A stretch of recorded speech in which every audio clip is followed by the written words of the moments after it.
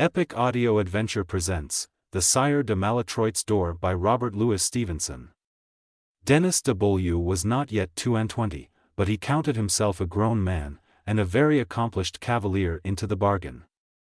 Lads were early formed in that rough, warfaring epoch, and when one has been in a pitched battle and a dozen raids, has killed one's man in an honorable fashion, and knows a thing or two of strategy in mankind, a certain swagger in the gait is surely to be pardoned.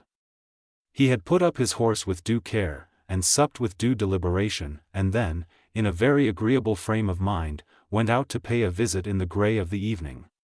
It was not a very wise proceeding on the young man's part.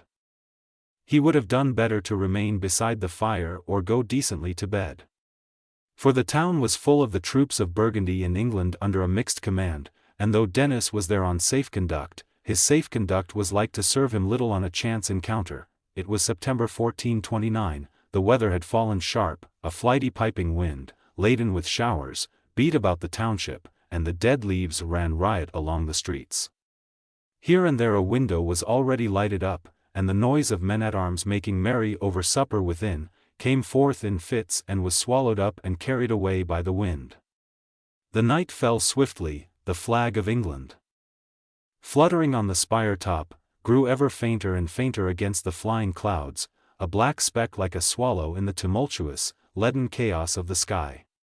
As the night fell the wind rose, and began to hoot under archways and roar amid the treetops in the valley below the town. Denis de Beaulieu walked fast and was soon knocking at his friend's door, but though he promised himself to stay only a little while and make an early return, his welcome was so pleasant, and he found so much to delay him, that it was already long past midnight before he said goodbye upon the threshold. The wind had fallen again in the meanwhile, the night was as black as the grave. Not a star, nor a glimmer of moonshine, slipped through the canopy of cloud. Denis was ill-acquainted with the intricate lanes of Chateau Landon. Even by daylight he had found some trouble in picking his way, and in this absolute darkness he soon lost it altogether. He was certain of one thing only, to keep mounting the hill, for his friend's house lay at the lower end, or tail, of Chateau Landon, while the inn was up at the head, under the great church spire. With this clue to go upon he stumbled and groped forward, now breathing more freely in open places where there was a good slice of sky overhead, now feeling along the wall in stifling closes. It is an eerie and mysterious position to be thus submerged in opaque blackness in an almost unknown town. The silence is terrifying in its possibilities. The touch of cold window bars to the exploring hand startles the man like the touch of a toad, the inequalities of the pavement shake his heart into his mouth, a piece of denser darkness threatens an ambuscade or a chasm in the pathway, and where the air is brighter, the houses put on strange and bewildering appearances, as if to lead him farther from his way. For Denis, who had to regain his inn without attracting notice, there was real danger as well as mere discomfort in the walk, and he went warily and boldly at once, and at every corner paused to make an observation. He had been for some time threading a lane so narrow that he could touch a wall with either hand. When it began to open out and go sharply downward, plainly this lay no longer in the direction of his inn, but the hope of a little more light tempted him forward to reconnoiter. The lane ended in a terrace with a bartizan wall, which gave an outlook between high houses, as out of an embrasure, into the valley lying dark and formless several hundred feet below. Denis looked down, and could discern a few treetops waving in a single speck of brightness where the river ran across a weir. The weather was clearing up, and the sky had lightened, so as to show the outline of the heavier clouds and the dark margin of the hills. By the uncertain glimmer, the house on his left hand should be a place of some pretensions. It was surmounted by several pinnacles and turret tops, the round stern of a chapel, with a fringe of flying buttresses, projected boldly from the main block, and the door was sheltered under a deep porch carved with figures and overhung by two long gargoyles. The windows of the chapel gleamed through their intricate tracery with a light as of many tapers, and threw out the buttresses and the peaked roof in a more intense blackness against the sky. It was plainly the hotel of some great family of the neighborhood, and as it reminded Dennis of a town house of his own at Bourges, he stood for some time gazing up at it and mentally gauging the skill of the architects and the consideration of the two families. There seemed to be no issue to the terrace but the lane by which he had reached it. He could only retrace his steps, but he had gained some notion of his whereabouts, and hoped by this means to hit the main thoroughfare and speedily regain the inn. He was reckoning without that chapter of accidents which was to make this night memorable above all others in his career, for he had not gone back above 100 yards before he saw a light coming to meet him, and heard loud voices speaking together in the echoing narrows of the lane. It was a party of men-at-arms going the night round with torches. Dennis assured himself that they had all been making free with the wine-bowl, and were in no mood to be particular about safe conducts or the niceties of chivalrous war. It was as like as not that they would kill him like a dog and leave him where he fell. The situation was inspiriting but nervous. Their own torches would conceal him from sight, he reflected, and he hoped that they would drown the noise of his footsteps with their own empty voices. If he were but fleet and silent, he might evade their notice altogether. Unfortunately, as he turned to beat a retreat, his foot rolled upon a pebble, he fell against the wall with an ejaculation, and his sword rang loudly on the stones. 2 or 3 voices demanded who went there, some in French, some in English, but Dennis made no reply, and ran the faster down the lane. Once upon the terrace, he paused to look back. They still kept calling after him, and just then began to double the pace in pursuit, with a considerable clank of armor, and great tossing of the torchlight to and fro in the narrow jaws of the passage. Dennis cast a look around and darted into the porch. There he might escape observation, or, if that were too much to expect, was in a capital posture whether for parley or defense. So thinking, he drew his sword and tried to set his back against the door. To his surprise, it yielded behind his weight, and though he turned in a moment, continued to swing back on oiled and noiseless hinges, until it stood wide open on a black interior. When things fall out opportunely for the person concerned, he is not apt to be critical about the how or why, his own immediate personal convenience seeming a sufficient reason for the strangest oddities and resolutions in our sublunary things, and so Dennis, without a moment's hesitation, stepped within and partly closed the door behind him to conceal his place of refuge. Nothing was further from his thoughts than to close it altogether, but for some inexplicable reason, perhaps by a spring or a weight, the ponderous mass of oak whipped itself out of his fingers and clanked to, with a formidable rumble and a noise like the falling of an automatic bar. The round, at that very moment, debouched upon the terrace and proceeded to summon him with shouts and curses. He heard them ferreting in the dark corners, the stock of a lance even rattled along the outer surface of the door behind which he stood, but these gentlemen were in too high a humor to be long delayed, and soon made off down a corkscrew pathway which had escaped Dennis's observation, and passed out of sight and hearing along the battlements of the town. Dennis breathed again. He gave them a few minutes' grace for fear of accidents, and then groped about for some means of opening the door and slipping forth again. The inner surface was quite smooth, not a handle, not a molding, not a projection of any sort. He got his fingernails round the edges and pulled, but the mass was immovable. He shook it, it was as firm as a rock. Dennis de Beaulieu frowned and gave vent to a little noiseless whistle. What ailed the door? He wondered. Why was it open? How came it to shut so easily and so effectually after him? There was something obscure and underhand about all this, that was little to the young man's fancy. It looked like a snare, and yet who could suppose a snare in such a quiet by-street and in a house of so prosperous and even noble an exterior? And yet, snare or no snare, intentionally or unintentionally, here he was, prettily trapped, and for the life of him he could see no way out of it again. The darkness began to weigh upon him. He gave ear, all was silent without, but within and close by he seemed to catch a faint sighing, a faint sobbing rustle, a little stealthy creak, as though many persons were at his side, holding themselves quite still, and governing even their respiration with the extreme of slyness. The idea went to his vitals with a shock, and he faced about suddenly as if to defend his life. Then, for the first time, he became aware of a light about the level of his eyes and at some distance in the interior of the house, a vertical thread of light, widening towards the bottom, such as might escape between two wings of Eris over a doorway. To see anything was a relief to Dennis. It was like a piece of solid ground to a man laboring in a morass. His mind seized upon it with avidity, and he stood staring at it and trying to piece together some logical conception of his surroundings. Plainly there was a flight of steps ascending from his own level to that of this illuminated doorway, and indeed he thought he could make out another thread of light, as fine as a needle and as faint as phosphorescence, which might very well be reflected along the polished wood of a handrail. Since he had begun to suspect that he was not alone, his heart had continued to beat with smothering violence. And an intolerable desire for action of any sort had possessed itself of his spirit.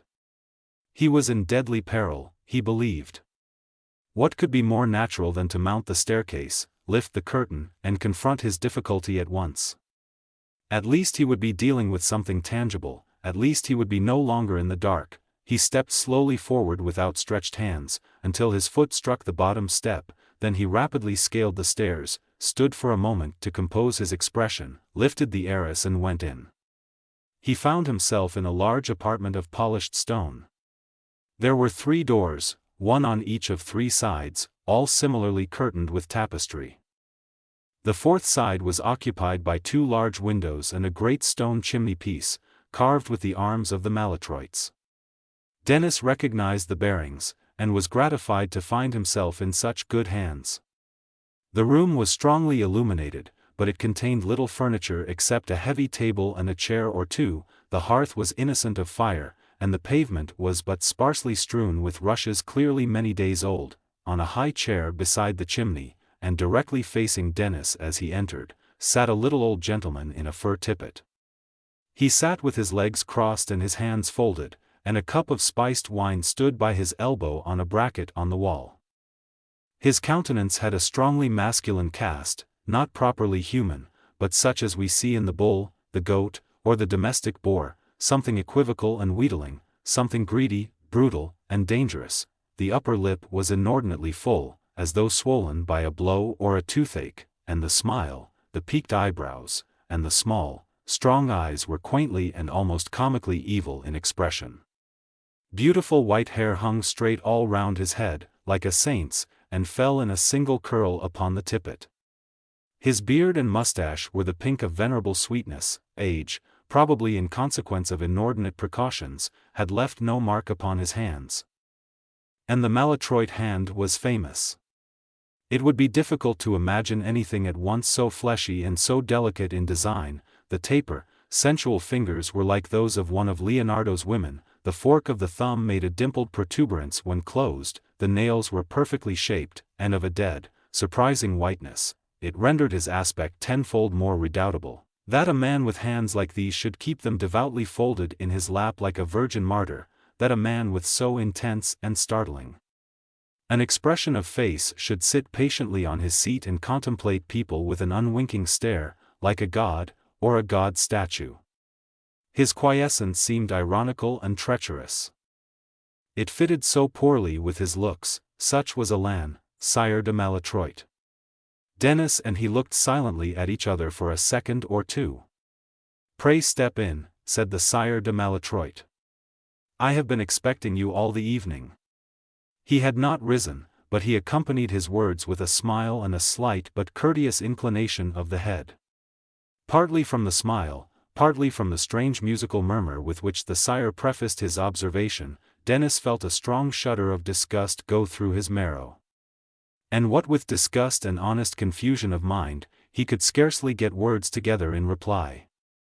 "I fear," he said, "that this is a double accident. I am not the person you suppose me.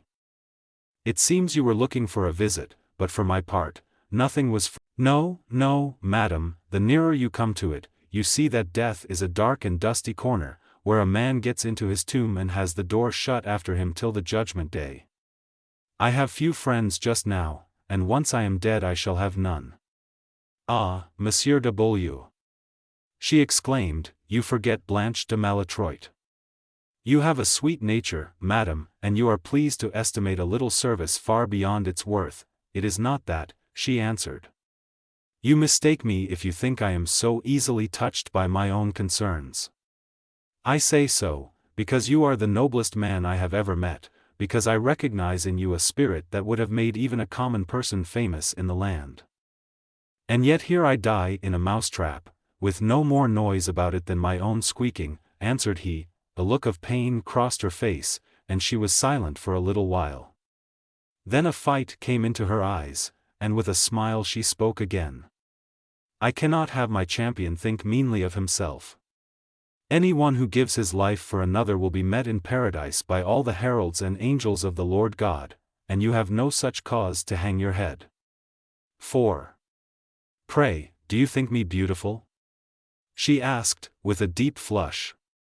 Indeed, madam, I do, he said. I am glad of that, she answered heartily. Do you think there are many men in France who have been asked in marriage by a beautiful maiden, with her own lips, and who have refused her to her face? I know you men would half despise such a triumph. But believe me, we women know more of what is precious in love. There is nothing that should set a person higher in his own esteem, and we women would prize nothing more dearly. You are very good, he said, but you cannot make me forget that I was asked in pity and not for love. I am not so sure of that, she replied, holding down her head. Hear me to an end, Monsieur de Beaulieu. I know how you must despise me, I feel you are right to do so. I am too poor a creature to occupy one thought of your mind, although, alas, you must die for me this morning. But when I asked you to marry me, indeed, and indeed, it was because I respected and admired you, and loved you with my whole soul. From the very moment that you took my part against my uncle. If you had seen yourself, and how noble you looked, you would pity rather than despise me. And now, she went on, hurriedly checking him with her hand, although I have laid aside all reserve and told you so much, remember that I know your sentiments towards me already. I would not, believe me, being nobly born, weary you with importunities into consent. I too have a pride of my own, and I declare before the Holy Mother of God, if you should now go back from your word already given, I would no more marry you than I would marry my uncle's groom. Denis smiled a little bitterly. It is a small love, he said. That shies at a little pride. She made no answer, although she probably had her own thoughts. Come hither to the window, he said, with a sigh. Here is the dawn. And indeed the dawn was already beginning, the hollow of the sky was full of essential daylight, colorless and clean, and the valley underneath was flooded with a gray reflection. A few thin vapors clung in the coves of the forest or lay along the winding course of the river. The scene disengaged a surprising effect of stillness, which was hardly interrupted when the cocks began once more to crow among the steadings, perhaps the same fellow who had made so horrid a clangor in the darkness not half an hour before. Now sent up the merriest cheer to greet the coming day. A little wind went bustling and eddying among the tree-tops underneath the windows. And still the daylight kept flooding insensibly out of the east, which was soon to grow incandescent and cast up that red-hot cannonball, the rising sun. Denis looked out over all this with a bit of a shiver. He had taken her hand, and retained it in his almost unconsciously. Has the day begun already? She said, and then, illogically enough, the night has been so long. Alas, what shall we say to my uncle when he returns? What you will, said Denis, and he pressed her fingers in his. She was silent. Blanche, he said, with a swift, uncertain, passionate utterance, you have seen whether I fear death. You must know well enough that I would as gladly leap out of that window into the empty air as lay a finger on you without your free and full consent. But if you care for me at all, do not let me lose my life in a misapprehension, for I love you better than the whole world, and though I will die for you blithely, it would be like all the joys of paradise to live on and spend my life in your service. As he stopped speaking, a bell began to ring loudly in the interior of the house, and a clatter of armor in the corridor showed that the retainers were returning to their post, and the 2 hours were at an end. After all that you have heard? She whispered, leaning towards him with her lips and eyes. "I have heard nothing," he replied. "The captain's name was Florimond de Champdivers," she said in his ear. "I did not hear it," he answered, taking her supple body in his arms and covering her wet face with kisses. A melodious chirping was audible behind, followed by a beautiful chuckle, and the voice of Messire de Malétroit wished his new nephew a good morning. Thank you for listening. If you like our recordings, consider liking this video and subscribing to our channel, so you don't miss any more audiobooks.